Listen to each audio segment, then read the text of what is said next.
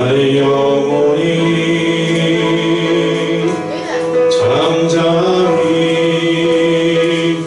하나님만 바라리라. 나의 구원이 그에게서 나는도다.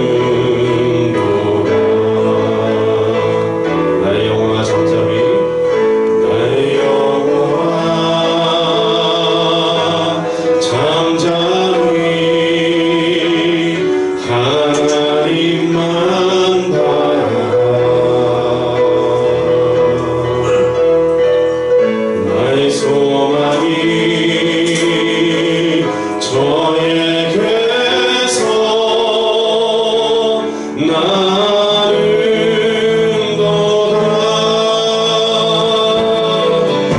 오직 주만이 나의 반석, 나의 구원이시니.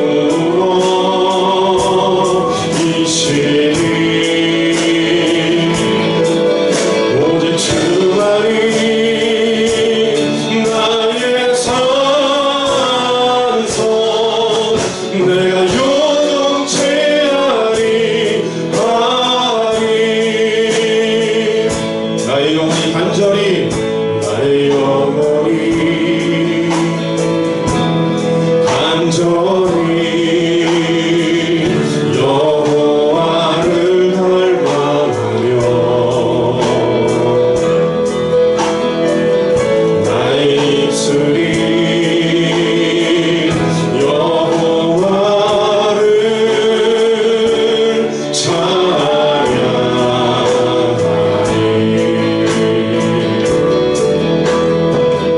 나의 영혼이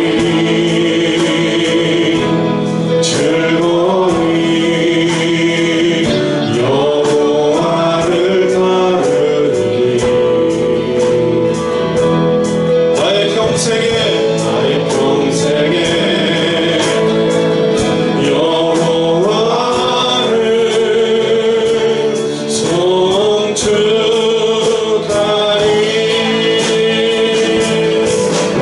오직 주만이 나의 반석, 나의 구원이시니.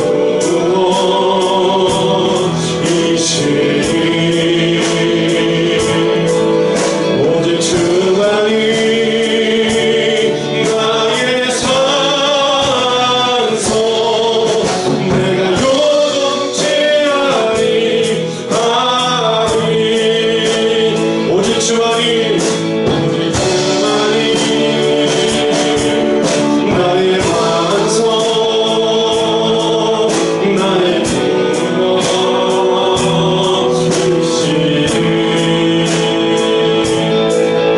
오직 주만이 나의 산소, 내가 요동치 아니하리. 나의 구원, 나의 구원, 나의 영광 하나님께 있으리. 내 힘의 반석과 피난처 되시네.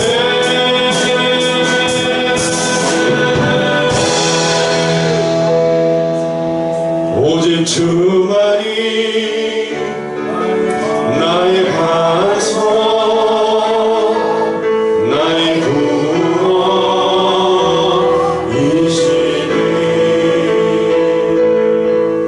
오직 주만이 나의 산소, 내가 요동치 아니하리. 이 가사를 생각하시면서 한번 더 고백합니다. 오직 주만이, 오직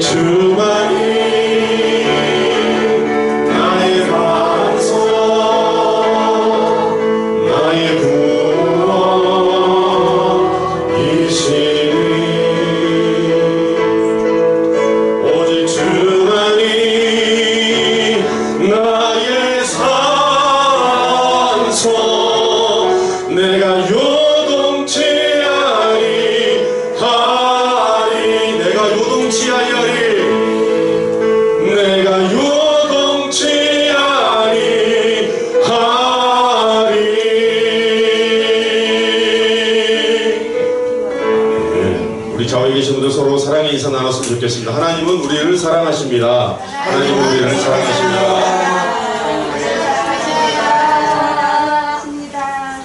우리가 습관처럼 고백하지만 믿으시죠? 하나님은 우리를 사랑하십니다. 할렐루야.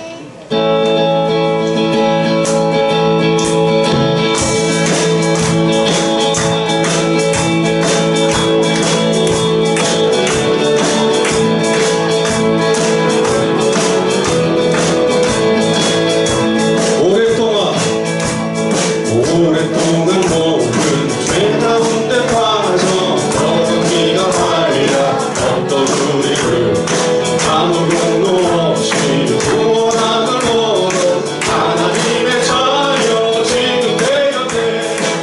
주의 그 사랑 달려보도다 찬송할지어다 예수의 공로. 주의 그 사랑 달려보도다 찬송할지어다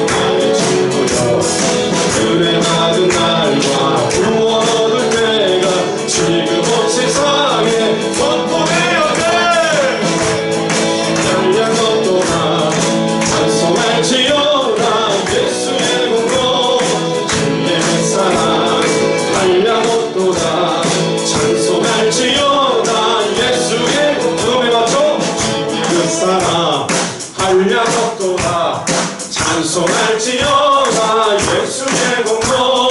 주의 사랑 한량없도다 찬송할지어다 예수의 공로. 3절 다시 한번 찬양합니다. 죄의 깊은 잠과 큰 세상의 꿈을 어서 깨어나라 나의 친구여. 은혜 받은 날과 구원 얻을 때가 지금 온 세상에 선포되었네. 주의 그 사랑 한량없도다 찬송할지어다 예수의 공로. 주의 그 사랑 한량없도다 찬송할지어다 예수의 공로. 주의 그 사랑 한량없도다 찬송할지어다 예수의 공로. 주의 그 사랑 한량없도다 찬송할지어다 예수의 공로. 우리를 사랑하시는 주님께 감사와 찬양과 영광의 박수 올려드립니다. 6월절 어린 양의 피로 나의 삶의 문이 열렸네. 저 어둠의 권세는 힘이 없네.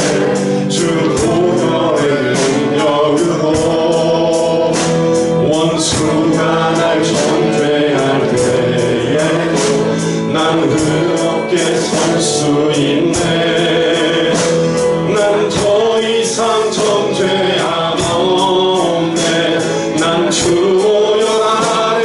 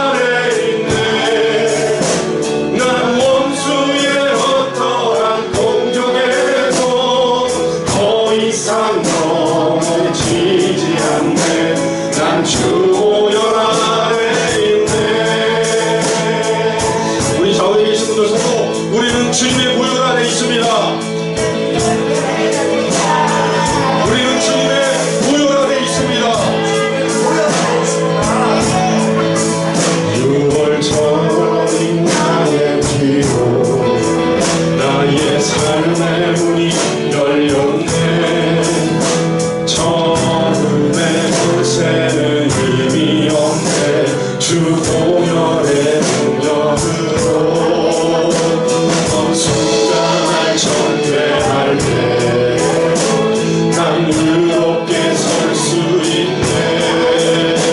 난 더 이상 경배가 없네. 난 주 보혈 아래 있네. 난 주 보혈 아래 있네. 그 피로 내 죄 사했네. 하나님의 은혜 날 거룩해 하시었네. 난 주 보혈 아래 있네. 난 원수의 어떠한 공격에도 더 이상 넘어지지 않네. 난 주 보혈 아래 목소리로 찬양합니다. 난 주 보혈 아래 있네. 그 피로 내 죄 사했네. 하나님의 은혜 날 거룩해 하시었네. 난 주 보혈 아래 있네. 난 원수의 어떠한 공격에도 더 이상 넘어지지 않네. 난 주 보혈 아래 있네. 난 주 보혈 아래 있네. 그 피로 내 죄 사했네. 하나님의 은혜 날 거룩해 하시었네. 난 주 보혈 아래 있네.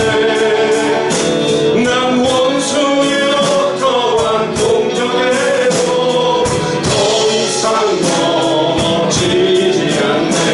난 주 보혈 아래 있네. 더 이상 넘어지지 않네. 난 주 보혈 아래 더 이상 넘어지지 않네. 난 주 보혈 아래 있네.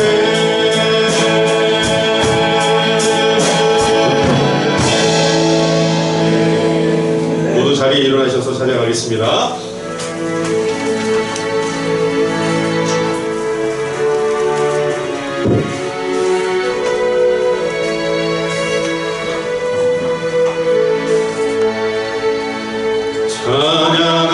찬양하라 내 영혼아.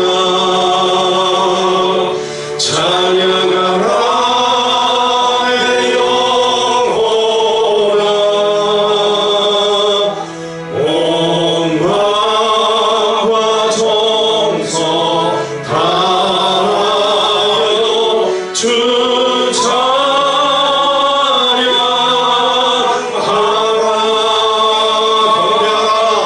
경배하라 내 영혼아. 경배하라 내 영혼아. 온 마음과 정성 다하여 주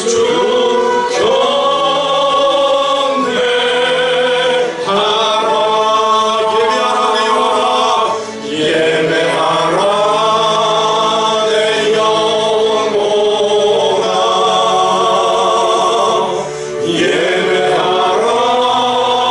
내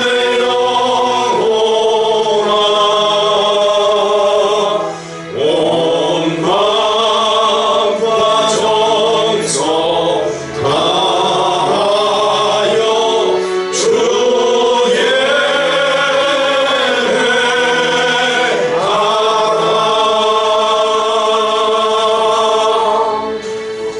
하나님은 영이시니 예배하는 자가 영과 진리로 예배할지니라. 아멘. 우리 지난 한 주간의 삶을 되돌아보시면서 알게 모르게 지은 우리의 모든 잘못들을 주님 앞에 내어놓는 고백의 기도를 주님 앞에 드리시겠습니다.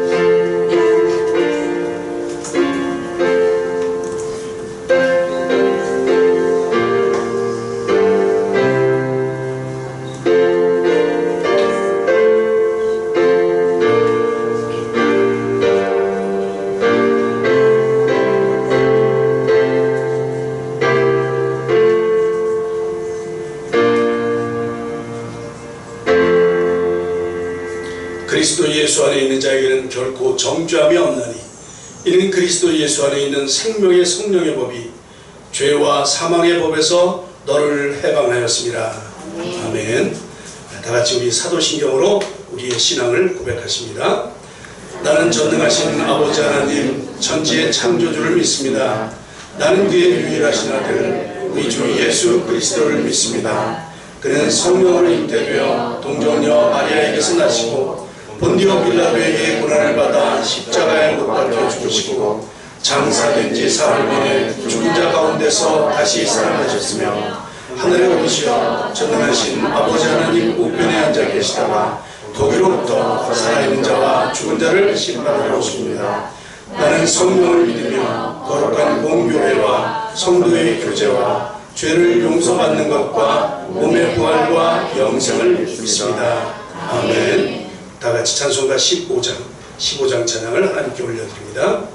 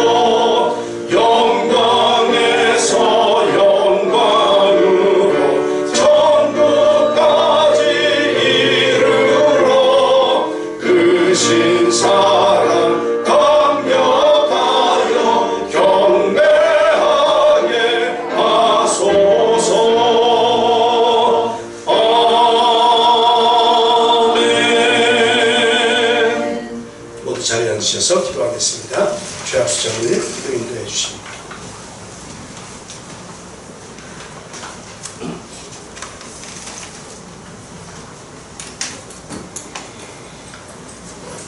기도하시겠습니다. 여호와 하나님, 선선한 9월을 맞아 그동안 무더위로 지쳤던 몸과 마음을 위로해 주시고 새로운 활기를 얻을 수 있도록 저희의 발걸음을 주님 앞으로 인도해 주신 주님께 감사와 영광을 드립니다.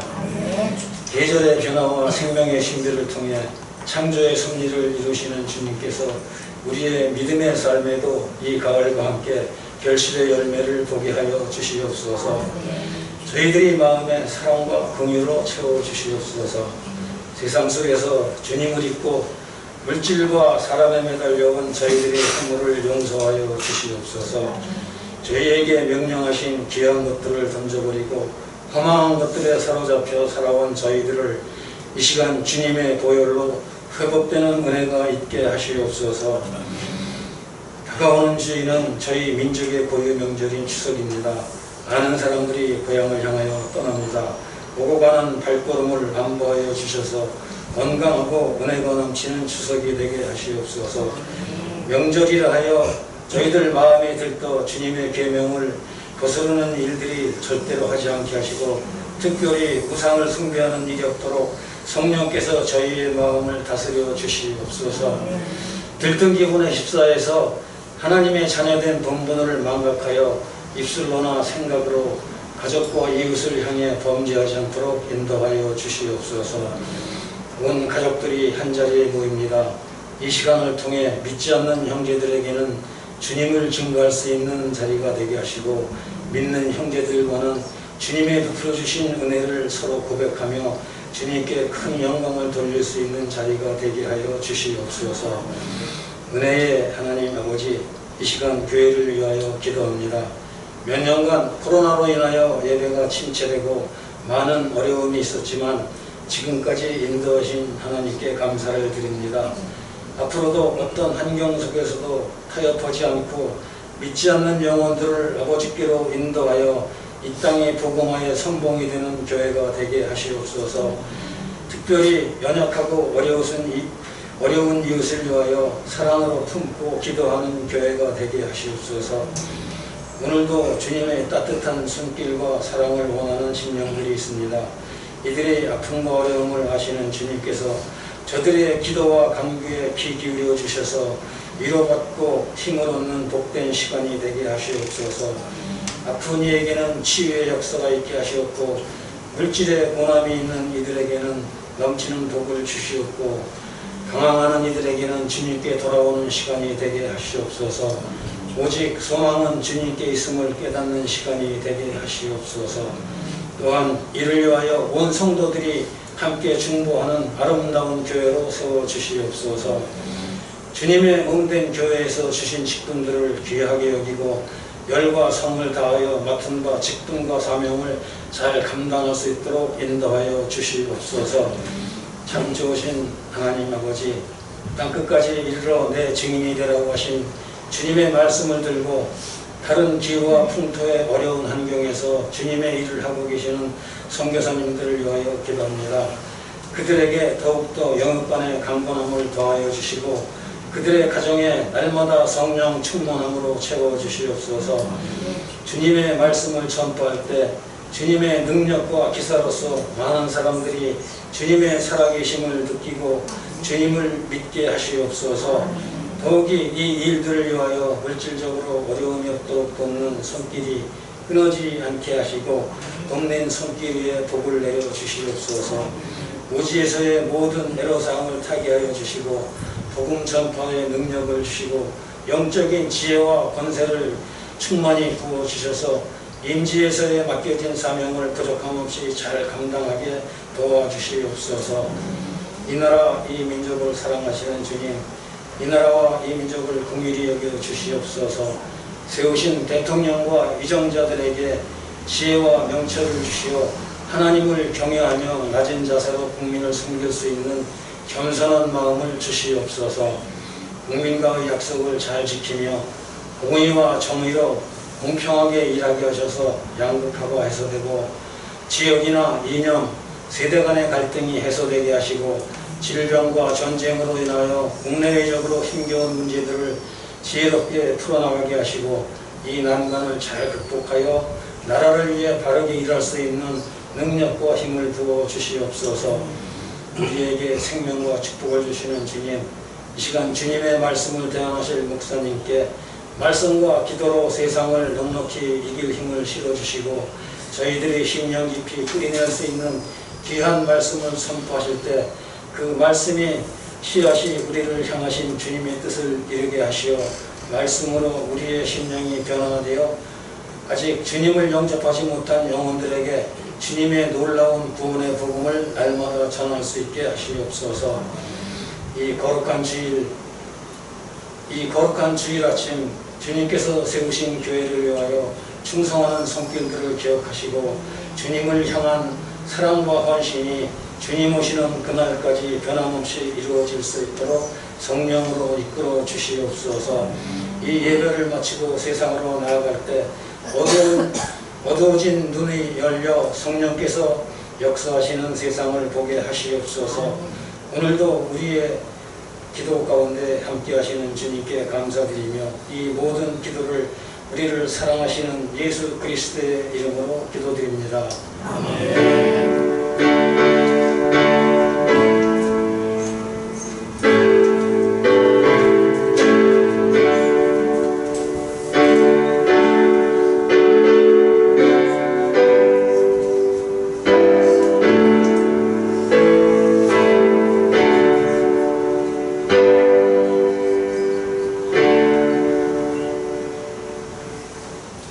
찬송가 213장 1절과 4절 부르시면서 봉헌 시간 갖도록 하겠습니다.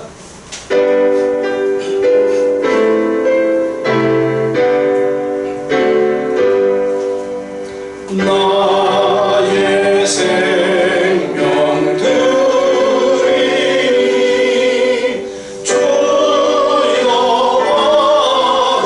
받아주셔서 세상 사랑 갈등한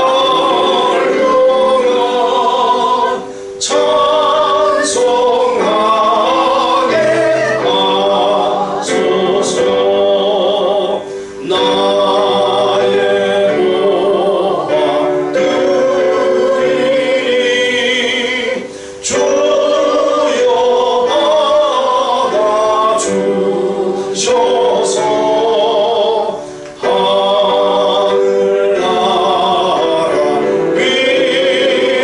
위하여 주 뜻대로 쓰소서.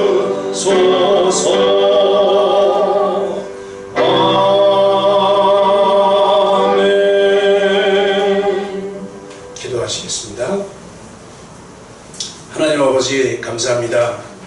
우리에게 좋은 날씨를 허락해 주시고 또 좋은 계절을 우리에게 허락해 주셔서 참 감사합니다. 또 우리에게 건강을 허락해 주셔서 이렇게 주님 전에 나와 주님을 찬양하며 예배하게 하시니 감사합니다. 이 모든 것이 주님의 은혜임을 고백하며 모든 영광을 주님께 올려드립니다. 주님, 우리를 통해서 영광 받아 주시옵소서. 이 시간 우리가 드린 모든 예물들을 주님 받아 주시옵시고 또한 우리의 마음과 정성을 다하여 올려드리는 우리의 예배를 받아 주시옵소서. 이 예물들이 하늘나라 위에서 아름답게 사용되기를 간절히 바랍니다. 하나님, 이제 참으로 좋은 계절인 이 9월달이 시작되었는데 이 좋은 계절에 우리로 풍성한 믿음의 진보가 있게 하여 주시고 더욱 주님을 향한 사랑이 넘치게 하여 주시옵소서. 주님의 한없는 주님의 은혜로 채워 주시옵소서. 아버지 하나님, 이 시간 마음은 원이로되 여러가지 사정으로 인해서 참석하지 못한 우리 식구들 많이 있습니다. 그들의 마음을 헤아려 주시옵시고 또 주님께서 친히 찾아가 만나 주시기를 간절히 빌고 원합니다. 또한 간절히 원하기는 우리 육신이 연약한 지체들이 있습니다. 그들에게 주님의 치료의 광선을 발하여 주시옵소서. 주님의 손으로 안수해 주셔서 주님 속히 깨끗함을 받는 그 은혜가 더하여 주시옵소서. 함께 예배하는 우리 모두를 주님 축복해 주시옵시고 하늘의 신령한 복으로 채워 주시옵소서. 주님, 우리가 후원하는 선교지마다 주님의 은혜가 부어지게 하시고 날로 하나님의 나라가 번창하는 귀한 터전들 되게 하여 주시옵소서. 오늘도 우리 예배 가운데 함께 하시기를 원하오며 우리를 사랑하시는 예수님의 이름으로 감사하며 기도드리옵나이다. 아멘. 교회 소식 전합니다. 예배 참석하신 모든 분들 주님의 이름으로 환영합니다. 주님의 은혜가 풍성하기를 축복합니다. 오늘 한 분을 소개하려고 합니다. 우리 마하밧, 혹시 여러분 보셨나요? 예, 마하밧. 키르기스탄 자매입니다. 키르기스탄 자매인데 본국에서 선교를 위해서 한국에 유학 온 사람입니다. 신학 대학원을 다 마쳤어요. 그래서 이미 MDB 과정을 다 마쳤고 그거를 공부해서는 가서 활동을 못합니다. 본국에 가서. 그래서 지금 여기에서 그 한국학 박사과정을 다 마쳤어요. 한국말 잘합니다. 지금 논문만 쓰면 되는데 그 논문 쓰고 마치는 대로 본국에 가서 이제 하나님의 교회를 섬기면서 이제 우리로 하면 선교인데 자기네 나라니까 자기네 나라의 복음화를 위해서 이제 지난번에 가서 교회도 이미 좀 모아놓고 왔다고 그래요. 여러분들 생각날 때마다 기도 많이 해 주시기 바랍니다. 우리가 쉽게 아는 이름으로 마하바십니다. 마하바. 키르기스탄입니다. 이번 주에 추석이 있죠. 여러분 좋은 명절 되시기 바랍니다. 그 가정 예배, 추석 예배지를 뒤에 마련했으니까 가지고 가셔서 가족들 이렇게 나눠서 이 명절을 좋은 기회로 삼을 수 있기를 바랍니다. 우리 추석 연휴 기간에도 우리 예배는 정상적으로 진행됩니다. 시골 가시는 분들은 못하시더라도 집에 계신 분들, 나와 계신 분들은 교회 와서 우리 함께 예배하며 우리의 명절을 같이 즐기시기를 바랍니다. 우리 오후에 찬양 예배 드리죠. 많이 참석해 주시고 다 참석해서 함께 은혜 나눌 수 있기를 바랍니다. 두 가지를 좀 공고를 드려야 되겠는데, 먼저는 우리 에티오피아의 휴대폰 여러분 집에 쓰다가 지난번부터 이렇게 남겨놓은 거 혹시 있을지 몰라요. 그거 있으면 내주시면 그거 가지고 에티오피아에 전파를 하겠다고 하시니까 공휴대폰 그거를 있으면 교회로 모집해 주시기 바랍니다. 그거는 기간이 조금 더 있습니다. 9월달 한 달 해주시면 됩니다. 또 하나는 몽골이 이제 겨울이 되는데 굉장히 춥습니다. 굉장히 추워요. 우리가 상상하는 것 이상으로 훨씬 추워요. 그래서 몽골 선교사님이 우리가 조금 준비된 게 있거든요. 그걸 이제 옷을 드디어 보낼 때가 됐습니다. 이제 그러면서 연락이 왔어요. 혹시 집에 이제 뭐 어떻게 처분도 못하고 이런 겨울옷이 있으면 이번 주 중에 추석 지나고 바로 보낼 생각이니까 이번 주 중에 교회로 갖다 주시면 한꺼번에 모아서 보내도록 하겠습니다. 이 두 가지 여러분 기억해 주시기 바랍니다. 자, 오늘 우리에게 주시는 말씀입니다. 사사기 13장 2절로 7절의 말씀입니다. 사사기 13장 2절로 7절의 말씀.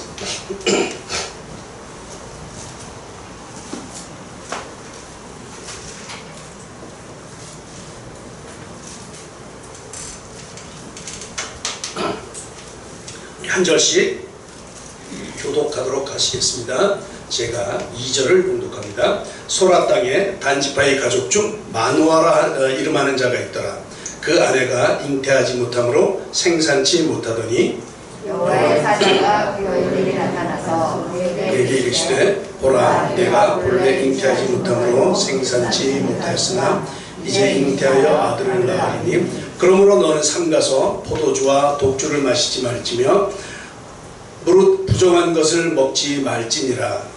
보라 내가 잉태하여 아들을 낳으리니 그 머리에 삭도를 대지 말라. 이 아이는 태에서 나온 하나님께 바치는 나시린이 됨이라. 그가 블레셋 사람의 손에서 이스라엘을 구원하기 시작하리라.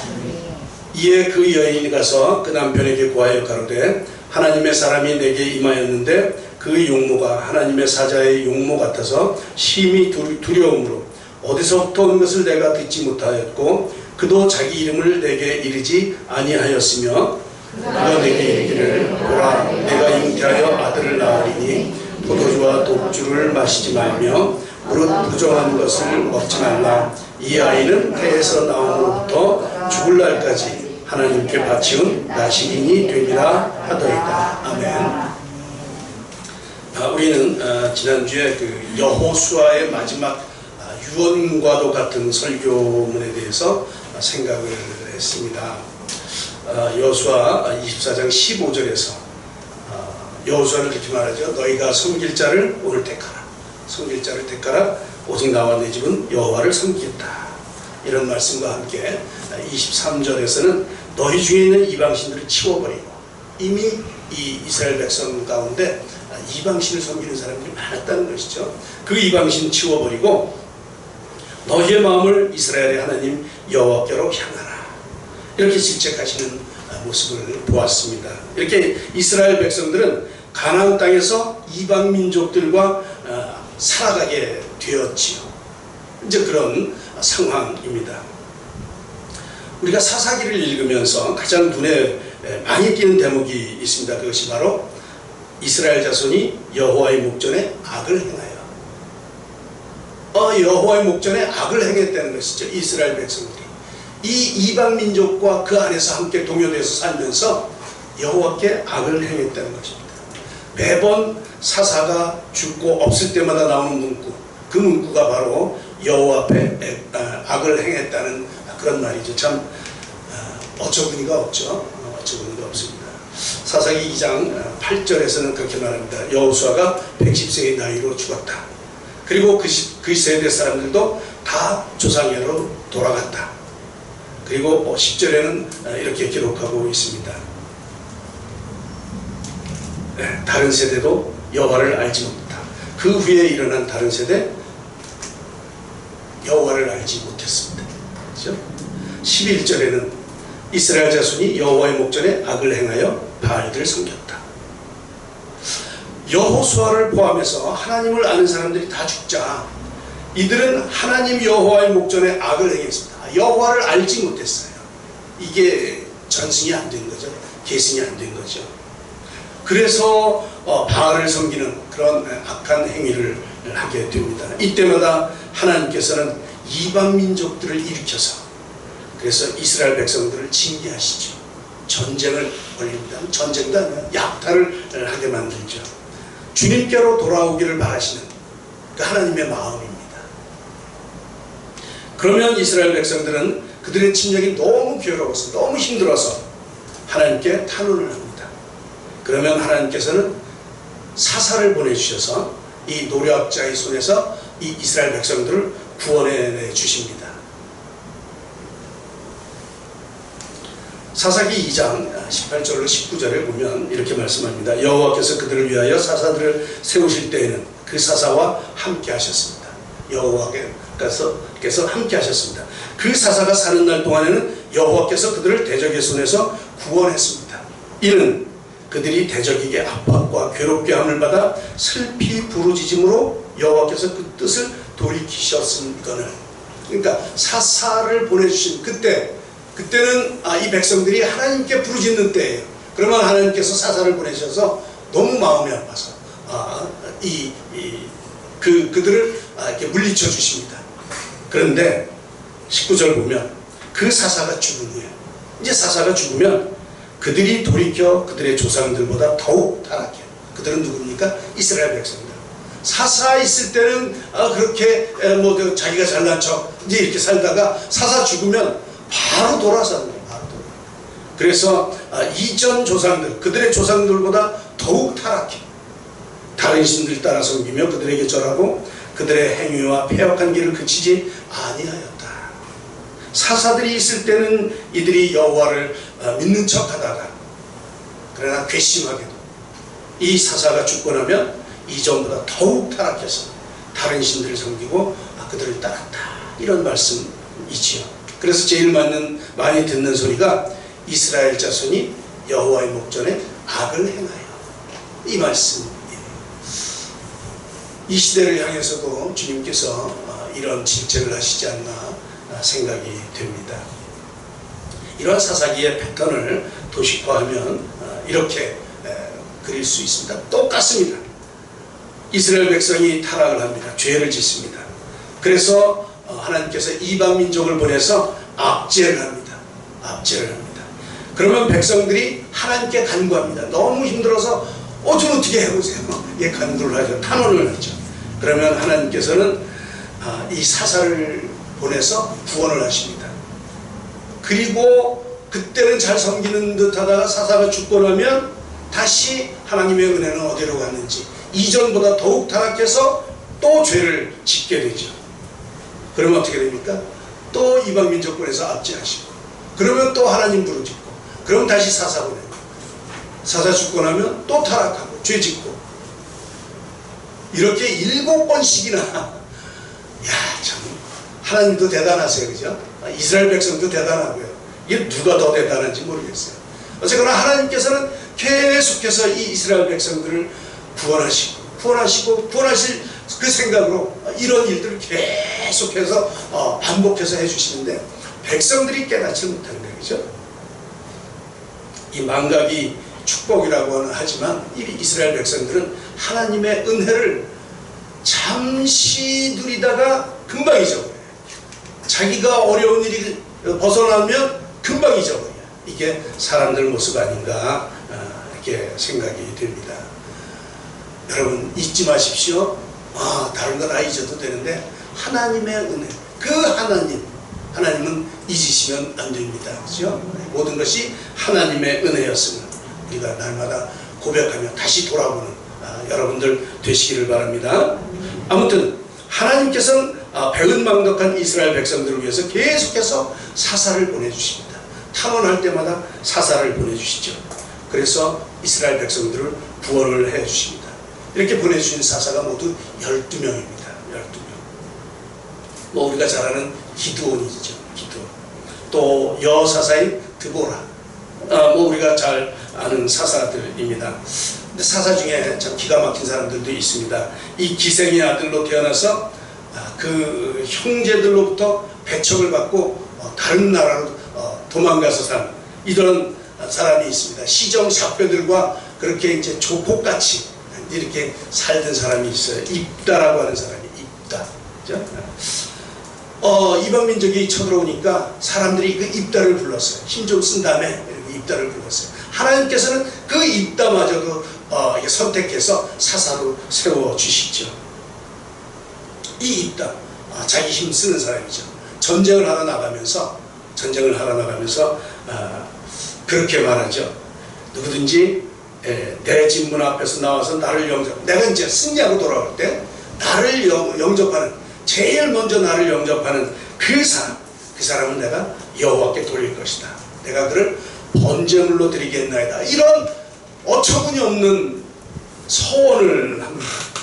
정말 이게 어처구니 없는, 이게 지금 이방 몰렉이라고 하는 그런 신을 섬기는 사람들이 이거 하는 짓이거든요. 인신매매하는 거, 인신제물 드리는 거, 이거를 입다가 하는 거예요. 하나님의 여호와의 사사라고 하는 사람이 이런 서원을 합니다.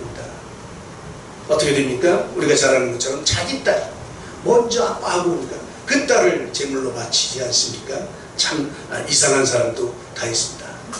이런 이상한 사람들까지도 하나님께서 사용하셔서 이스라엘 백성들을 구원해 주신 것이죠. 이 사람들이 사사입니다. 자기의 힘으로 삽니까? 아니에요. 하나님의 능력으로 이 일들을 감당하고 있음을 보게 되죠. 오늘 본문은 맨 마지막 사사인 삼손에 관한 얘기입니다. 삼손, 우리가 이미 익히 잘 알고 있어요. 어려서부터 많이 들어왔던 얘기, 친숙한 사람이죠. 이 삼손은 소라 땅 단지파 사람이라고 합니다. 소라 땅 단지파. 여기 보입니까? 여기가 소라예요. 여기가 이제 사렙, 베들레헴 있고 유다 있고, 요 옆에 중부지방 산골에 있는 이 아주 그 조그마한 그런 도시예요. 저 단지파는 굉장히 힘이 약한 지파예요. 12지파 중에 가장 힘이 약해요. 지금은 중부에 살고 있지만 너무도 힘들고 여기 있는 이 현지인들을 감당을 못해서 이 사람들이 여기서 밀려납니다. 어디로? 저기까지 쫓겨나가요. 그래서 맨 꼭대기, 이스라엘의 맨 북방 그 경계지방, 거기 가서 정말 척박한 그 땅에 가서 다시 자리를 잡는 그런 아주 연약한 그런 지파에 속해 있는 그 사람, 삼손입니다. 그 삼손, 부모님이 임신을 하지 못했어요. 그래서 출산을 못했죠. 그런데 어느 날 여호와의 사자가 나타나서 아들을 낳을 것을 알려줍니다. 그래서 보라, 내가 임신하여 아들을 낳으리니 그 이름을 예수라. 어디서 많이 들은 얘기예요, 그죠? 이 삼손도 여호와의 사자가 나타나서 이렇게 알려줍니다. 그 아들을 나시린으로 키울 것을 명령하죠. 나시린, 그죠? 나시린. 이 삼손은 태어날 때부터 블레셋 사람으로부터 이스라엘을 구원하기 위해서 나시린으로 태어난 사람임을 언급하고 있습니다. 나시린이 뭔지 누군지 잘 아시죠? 나시린. 나시린이라는 것은 하나님께 특별히 구별하여 드려서 하나님께 헌신된 사람을 말합니다. 그러니까 온전히 하나님을 위해서만 일하는 사람, 하나님의 사명을 위해서 일하는 사람을 나시린이라고 해요. 나시린의 소원을 하면 몇 가지 지켜야 할 규례가 있습니다. 이게 민수기 6장 1절로부터 21절에 자세하게 규례가 기록되어 있는데 중요한 내용은 그래요. 먼저 포도주와 독주를 마시면 안 됩니다. 포도주와 독주 마시면 안 돼요. 머리 깎으면 안 됩니다. 머리 깎으면 안 돼요. 또 시체를 만지면 안 됩니다. 이 세 가지가 가장 중요한 규례예요. 이 포도주 마시지 말라고 하는 거, 이게 성령에 취해야 되는데 술에 취하면 안 되죠. 이 포도주와 독주는 세상 문화를 얘기해요. 세상 것과 섞이면 안 되는 구별된 사람이어야 된다는 것이죠. 머리를 깎지 말라 하는 것은 이 머리는 하나님을 상징해요. 그러니까 머리에 손을 대면 안 돼요. 하나님이 언제나 우리의 최고 존엄은 하나님임을 기억하는 거예요. 그래서 머리에 손대는 순간 하나님을 거부하는 이제 이런 걸로 해석이 되는 것이죠. 하나님께서 특별히 머리 깎지 마라.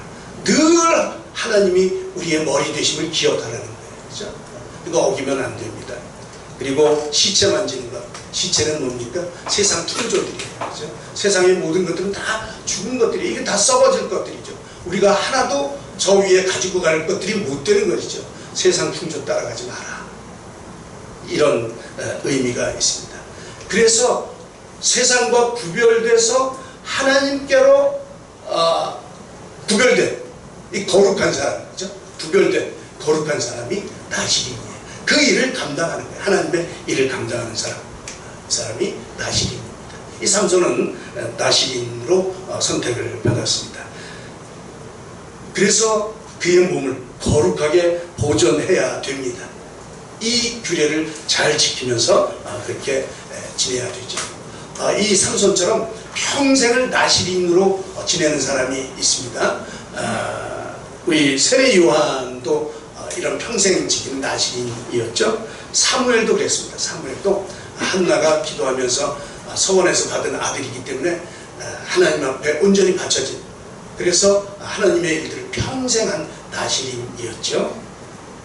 그런가 하면 어느 기간만 내가 작정합니다. 우리 금식기도 작정하듯이 내가 3일 금식하겠습니다. 그렇게 작정하는 나시린도 있어요. 주님, 내가 이 일주일을 온전히 주님께 바치겠습니다. 금식합니다. 이러면서 그것도 나시린의 소원이에요. 그죠? 온전히 내가 구별해서 세상 것 생각하지 않고 하나님께 바치겠습니다. 이 시간들을 하나님께로 구별하겠습니다 하는 이런 이 제한적인 이런 나시린도 있습니다. 어쨌거나 여호와의 사자가 현몽에서 아들을 낳게 되는데 그게 바로 삼손, 나시린으로 지명된 삼손이죠.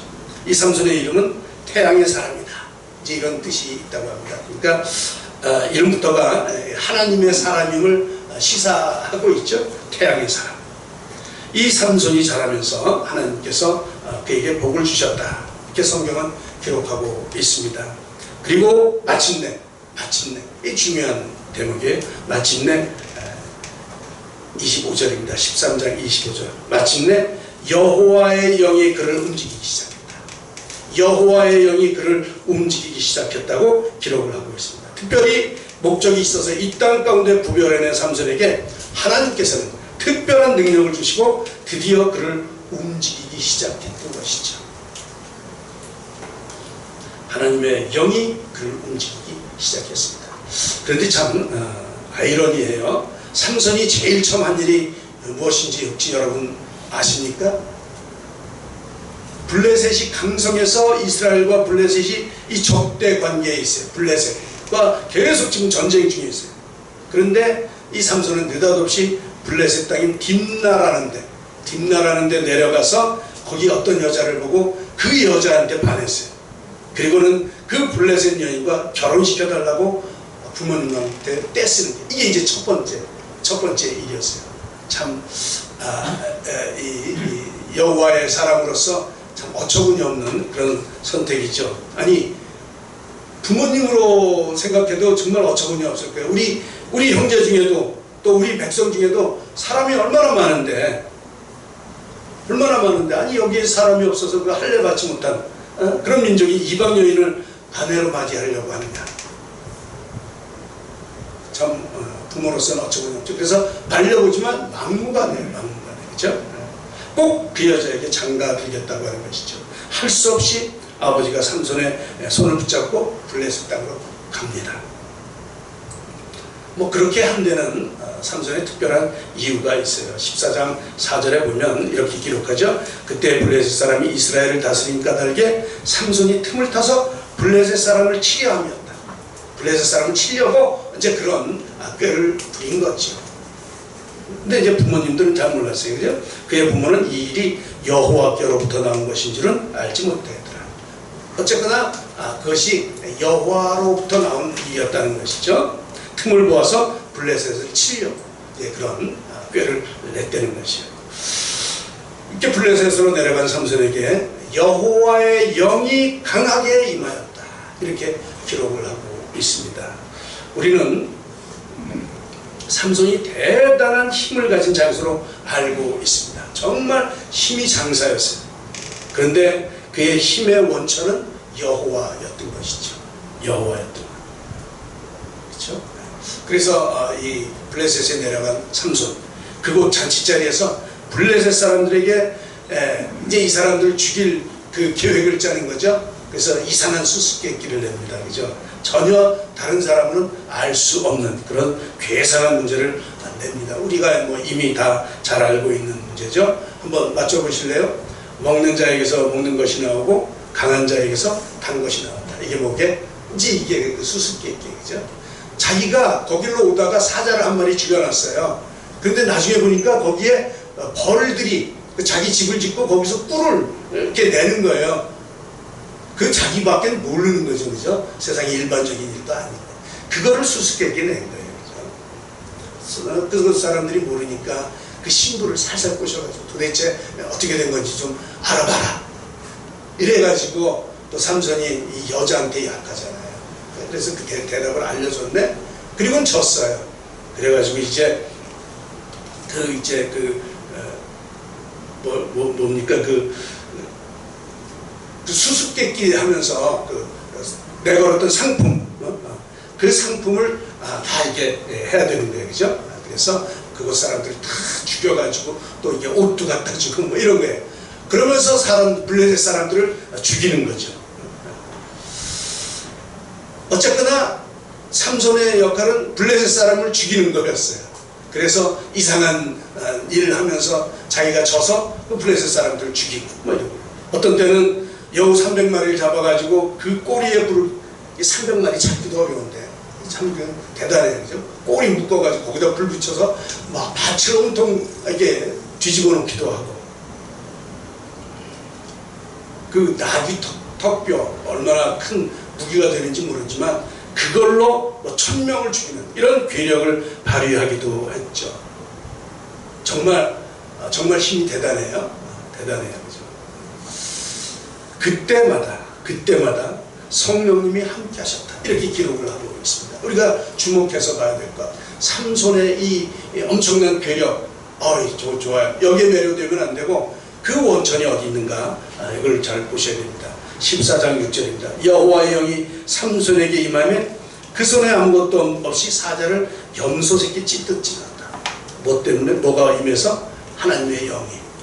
14장 19절 여호와의 영이 삼손에게 갑자기 임하시면 삼손이 아스글론에 내려가서 그곳 사람 30명을 죽였다. 15장 14절 여호와의 영이 삼손에게 갑자기 임하시면 그의 팔 위에 결박됐던 밧줄이 불탄 산과 같이 떨어졌다. 그리고는 나귀 턱뼈로 1000명을 죽이는 일을 하게 됩니다. 이 모든 것들이 삼손의 이 괴력 앞에, 괴력 전에 무엇이 있었냐면 여호와의 영이 그에게 임하였다는 것이죠. 그래서 그가 힘을 얻고 이 모든 일들을 할 수가 있었던 것이죠. 삼손은 대단히 힘이 좋았던 사람입니다. 그리고 그는 이 호롤단신, 혼자의 몸으로 많은 블레셋 사람들을 죽이는 그런 혁혁한 전과를 올렸습니다. 누구의 힘입니까? 바로 여호와의 영이 함께할 때 그런 일을 할 수 있었던 것이죠. 이로부터 얻게 되는 교훈 있습니다. 성령이 임하실 때 우리는 힘을 얻을 수 있다는 사실입니다. 성령이 임하실 때 우리는 우리 자신이 얼마나 힘이 없는 사람인지 몰라요.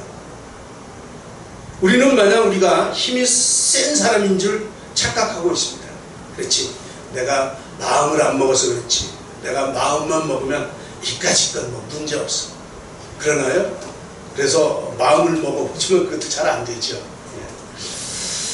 특히 이제 아이들이 바라보는 이 부모님들 완전 슈퍼맨 아닙니까? 그죠? 완전 슈퍼맨이죠. 못한 것이 없고 못하는 것이 없고 안 되는 일이 없는 그런 슈퍼맨인 줄 알아요. 아이들이 부모님들을 바라볼 때는 정말 그런 줄 알았습니다. 그러나 정말 연약하기 그지없는 우리들 아닙니까? 그죠? 자기는 천년만년 살 것 같은데 절대로 그렇지 않다는 걸 잘 알고 있지 않습니까? 우리 부모님들도 보니까 연약하기 그지없는 한 인간에 불과하셨죠. 우리가 나이 먹어보니까 그렇지 않습니까? 그죠? 우리 아무리 봐도 연약한 인간일 뿐입니다. 우리 힘으로는 할 수 있는 것이 하나도 없음을 고백하지 않을 수가 없어요. 정말 할 수가 없습니다. 우리는 성령님을 의지해야 하는 그런 사람들입니다. 연약한 사람들이죠. 우리의 분수를 알고 성령님을 의지할 때 우리는 주님의 도움을 받아서 모든 것을 할 수 있고 우리의 영생까지도 우리가 누릴 수 있음을 여러분 꼭 기억하시기 바랍니다. 그러니까 이렇게 잘 나갈 때, 지금 이렇게 환경이 좋을 때 우리가 그 일을 잘 기억하고 명심을 해야 되죠. 조심해야 될 것이 있다는 것 결코 잊어서는 안 됩니다. 이렇게 좋은 때가 있는 것은 내가 잘나서가 아니라 하나님이 함께 하시기 때문에 하나님의 은혜로 이 시간을 살아간다고 하는 것이죠. 절대로 내가 이 일을 했다, 내가 이 일을 이루었다고 하는 자만심은 결코 가져서는 안 되는 것입니다. 하나님은 이런 일들을 가장 싫어하세요. 가장 싫어하세요. 교만한 마음이 가장 해로운 독이 되는 것이죠. 삼손은 자기 힘으로 한 것이 아니라 여호와의 영이 임하셨을 때 큰 일을 이룰 수 있었던 것입니다. 결코 이 일을 잊어서는 안 될 것입니다. 사람의 일생을 볼 때 한 번의 실수로 인해서 일생을 망치는 사람들이 참 많이 있습니다. 삼손도 하나님의 능력을 힘입어서 많은 일을 행했지만 그러나 한 번 실수로 인해서 일생을 망치게 되지요. 삼손에게 위대한 능력이 임할 수 있었던 것은 하나님의 약속을 지켰던 것입니다. 그 약속을 지켰을 때 하나님의 영이 계속해서 임하였던 것을 우리가 기억합니다. 이 약속을 지킴으로 그 자신을 하나님께 드린 바 되었던 것이죠. 그때 그렇게 될 때 하나님은 계속 이 삼손, 불손하지만 삼손을 계속 지켜주셨던 것이요. 그것이 약속대로 나시린의 그 규례를 계속 잘 지켰기 때문에 이 일들을 감당할 수 있었던 것입니다. 그래서 그가 일을 행할 때마다 여호와 영이 그와 함께 하셔서 참 큰 일을 행함을 우리가 볼 수 있었던 것이죠. 사랑하는 성도 여러분, 오늘 우리들이 악한 세상에서 승리할 수 있는 것은, 승리의 비결은 우리의 힘으로가 아니라 성령이 항상 우리와 함께 하시기 때문임을 잊지 마시기 바랍니다. 성령이 함께 하시기 때문에 내가 할 수 있는 일은 아무것도 없어요. 그러나 성령의 권능이 임하면 어떤 일도 능히 감당할 수 있는 줄 믿으시기 바랍니다. 삼손의 최후를 한번 볼까요? 삼손의 최후. 아까 한 번의 실수가 인생을 망친다고 했잖아요.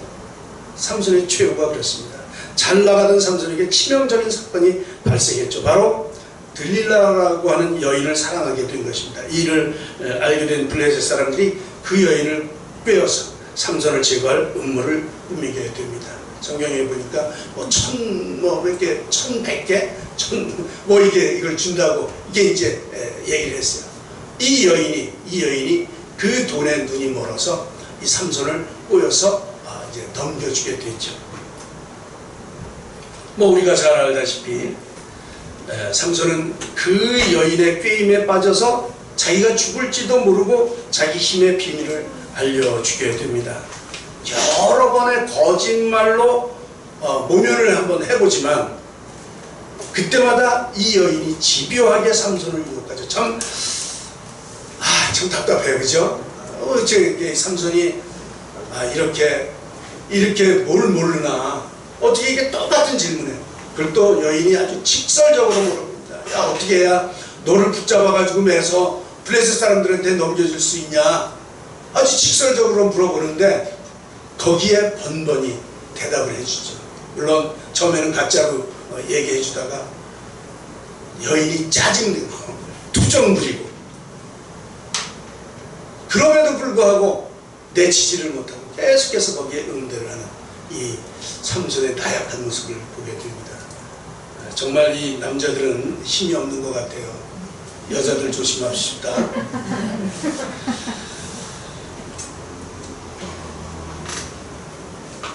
한 번만 뿌리쳤으면 될 텐데, 그죠?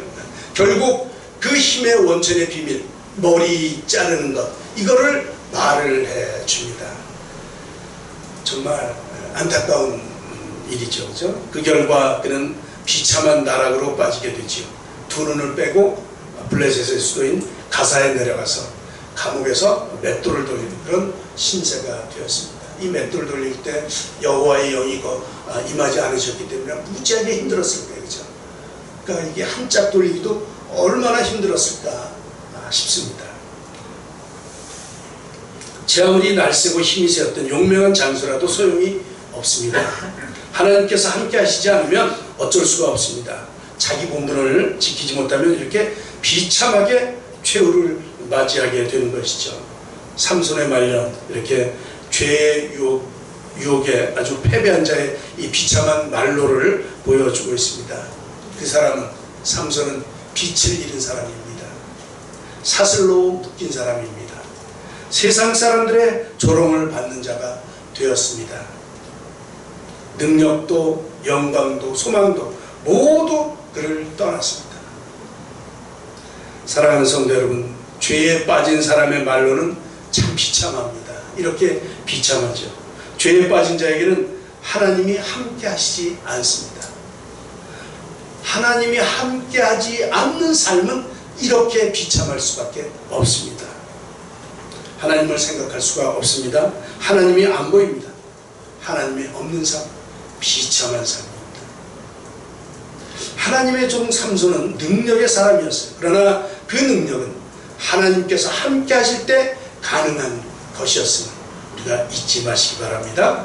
비록 삼손이 죽을 때 최후의 마지막 힘을 모아서 이방 신전인 이 다곤 신전을 무너뜨리는, 그래서 그곳에 있던 많은 블레셋 방백들과 백성을 죽임으로 이제 겨우 체면치레는 했지만 그야말로는 참으로 비참하였던 것 아닙니까? 삼손의 비장한 마지막 기도입니다. 사사기 16장 28절이죠. 삼손이 여호와께 부르짖어 이르되 주 여호와여 구함나니 나를 생각하옵소서.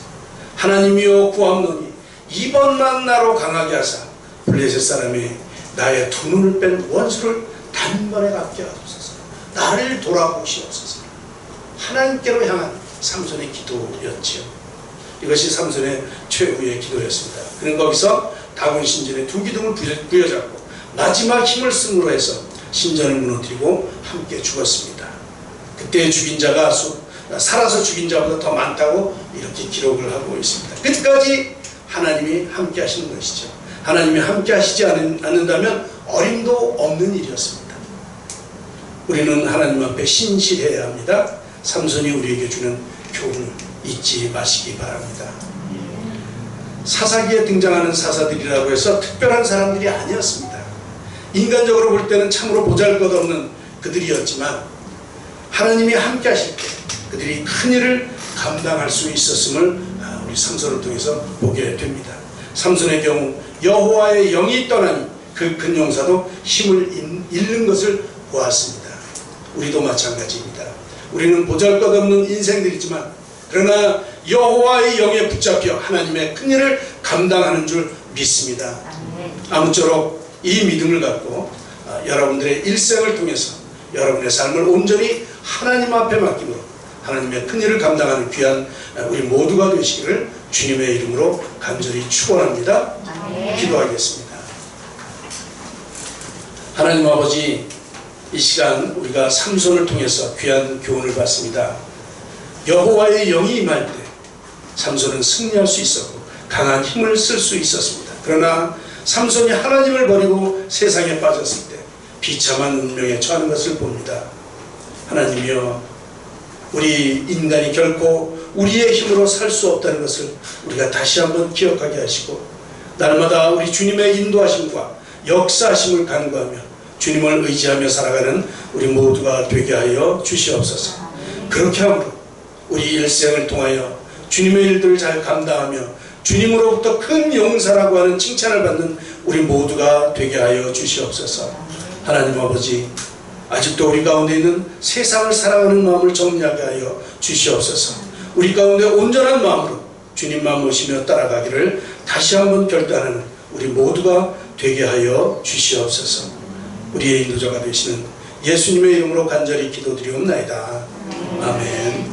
우리 다 일어나셔서 세상의 유혹 시험이 하는 찬양 부르시고 축도하도록 하겠습니다.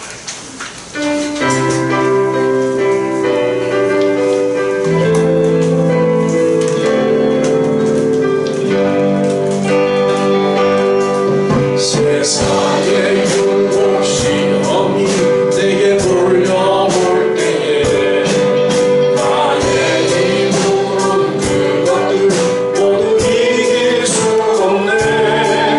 거대한 폭풍 가운데 위축된 나의 영혼 어찌할까를 몰라 헤매이고 있을 때